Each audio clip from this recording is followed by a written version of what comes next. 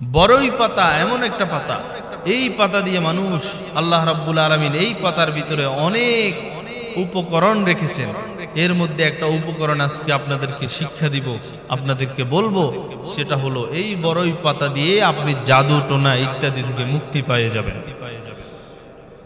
রাসূল সাল্লাল্লাহু আলাইহি ওয়াসাল্লাম জাদু টেনার ব্যাপারে বলেছেন, আমাদের মধ্যে অনেক শ্রেণীর মানুষ আছে যারা বলে যে জাদু টোনা বলতে কিছু হয় না।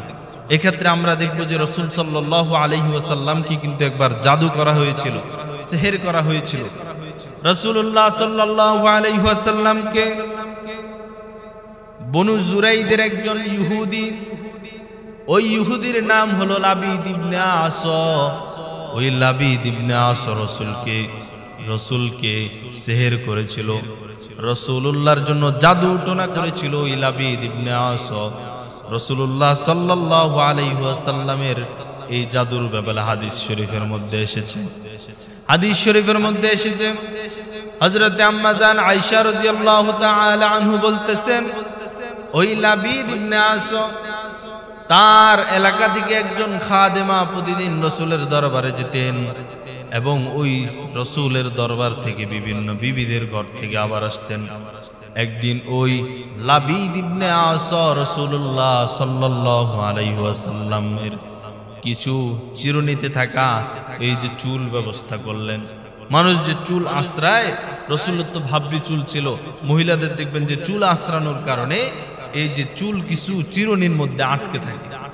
রাসূলুল্লাহ তো ভাবরি চুল ছিল, ভাবরি চুল থাকার কারণে রাসূলুল্লাহ সাল্লাল্লাহু আলাইহি ওয়াসাল্লামের তখন কিছু চুল চিরুনির মধ্যে আটকে ছিল। ওই চুলগুলোকে নিয়ে লাবিদ ইবনে আস একটা পুরুষ খেজুর গাছের মাঝখানে এটাকে দিলেন, একটা পুরুষ খেজুর গাছের গাদির মধ্যে ওইটাকে ঢুকাইলেন। ঢুকানোর পরে ওই পুরুষ খেজুর গাছকে 6টা গিট্টু দিয়েছেন, 11টার মতো গিট্টু দিয়েছেন, 6 থেকে অধিক 11টার মতো গিট্টা দিয়েছেন। গিট্টা দেওয়ার পরে ওই যে লাবিদ ইবনে আস ওই মরা খেজুর গাছটাকে নিয়ে ওই যে একটা কূপের মধ্যে ফালাইছে। কূপের মধ্যে ফালানোর পরে রাসূলুল্লাহ সাল্লাল্লাহু আলাইহি ওয়াসাল্লামের মধ্যে কিছুটা পরিবর্তন দেখা যায়। যেমন রাসূল কোন কাজ করেছেন কিনা ভুলে যায়। রাসূল বললেন যে আমি তো ওই কাজটা করেছি, কিন্তু সাহাবীরা তখন বললেন, না রাসূলুল্লাহ আপনি তো ওইখানে যান নাই, কিভাবে ওই কাজটা করবেন? রাসূলের মধ্যে এতটা আকৃষ্ট করতে পারে নাই, রাসূল একটু অসুস্থ হয়ে গেছেন। আমার পেয়ারা নবীজি সাল্লাল্লাহু আলাইহি ওয়াসাল্লাম জাদু করার কারণে যখন অসুস্থ হয়ে গেলেন, অসুস্থ হওয়ার কারণে আমার রাসূল সাল্লাল্লাহু আলাইহি ওয়াসাল্লাম একদিন ঘুমের ঘরে স্বপ্ন দেখে যে দুইজন মানুষ, ওই দুইজন মানুষের ব্যাপারে হাদিস শরীফের মধ্যে বলা হয়, একজন হলো জিবরাইল আর একজন হলো মিকাইল। এই দুইজন মানুষ রাসূল সাল্লাল্লাহু আলাইহি ওয়াসাল্লামের পাশে এসে স্বপ্নের মধ্যে বসে যায়। বসার পরে এক একজনকে প্রশ্ন করতে থাকে, এই লোকটার কি হয়েছে, এই লোকটার কি হয়েছে তোমরা বলো। রাসূলুল্লাহ সাল্লাল্লাহু আলাইহি ওয়াসাল্লামের সামনে বসে মিকাইল জিবরাইলকে প্রশ্ন করতেছে যে এই লোকটার কি হয়েছে। তখন জিবরাইল উত্তর দিতেছে যে এই লোকটাকে সেহের করা হয়েছে, জাদু টোনা করা হয়েছে।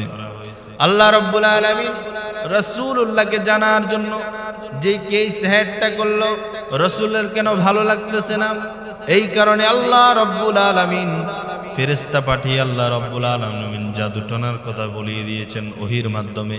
আল্লাহ রাব্বুল আলামিন আমার দয়ার আল্লাহ তখন আমার তার বন্ধু নবীজির কাছে ফেরেশতা পাঠিয়েলেন।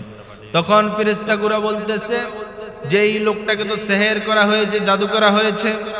কই বলে এই লোকটাকে কে জাদু করেছে তুমি জানো?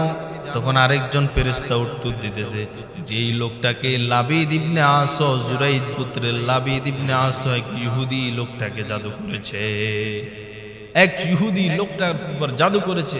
তখন আরেকজন ফেরেশতা আবার ওই পাশের ফেরেশতা আবার তাকে বলল যে জাদু যে করেছে ওই জাদুর জিনিসটা কোথায় পালাইছে, জাদুটা না করে কিভাবে জাদুটা করেছে।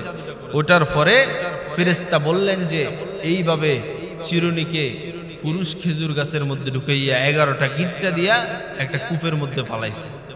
রাসূলুল্লাহ সাল্লাল্লাহু আলাইহি ওয়াসাল্লাম ঘুম থেকে উঠে আম্মাজান আয়েশাকে বললেন, ও আয়েশা, আমি জানতে পেরেছি আমার কেন ভালো লাগতেছে না, কারণ আমার উপরে জাদুটনা করেছে। তখন হযরত আলী এবং আবু বকরকে নিয়ে ওই কূপের মাঝে চলে যায়। ওই কূপ থেকে পানি সেচন করে ফেলে, পানিগুলো সেচে তখন দেখলো যে ফেরেশতারা যেইভাবে বলেছে 11টা গিট্টা দেওয়া, ওই গিট্টা খুলে দেখে ওই যে গিট্টার মধ্যে খেজুর গাছের গাদি, ওই খেজুর গাছের গাদির মধ্যে ওই যে চিরুনির চুলগুলা রয়েছে। রাসূল সাল্লাল্লাহু আলাইহি ওয়াসাল্লামকে যেই সেহের করা হয়েছে, এই জন্য রাসূল সাল্লাল্লাহু আলাইহি ওয়াসাল্লাম কি আল্লাহ তাআলা রব্বুল আলামিন জাদুটোনা থেকে বৃদ্ধি পাওয়ার জন্য, রক্ষা পাওয়ার জন্য জাদুটোনা থেকে দুইটা সূরা আয়াত নাযিল করেছেন, যে সূরার মধ্যে সূরাতুল ফালাক এবং সূরাতুন নাস, একটার মধ্যে 6 আয়াত, আরেকটার মধ্যে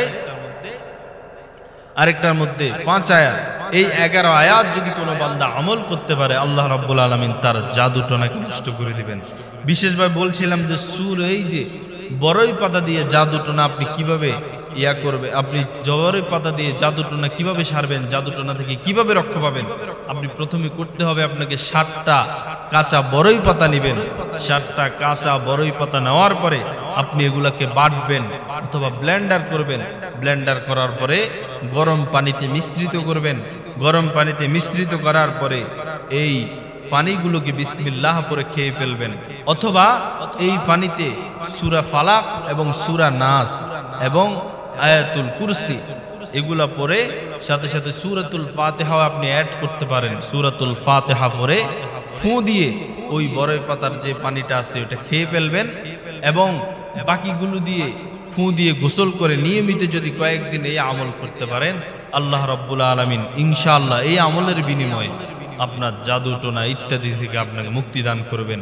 এটা রাসূল সাল্লাল্লাহু আলাইহি ওয়াসাল্লামের একটি শিক্ষণীয় আমল। আল্লাহ রাব্বুল আলামিন আপনাকে এই আমলগুলো করার তৌফিক দান করুন, এবং এই আমল যদি আমরা করতে পারি, আল্লাহ রাব্বুল আলামিন জাদুটোনা থেকে আমাদেরকে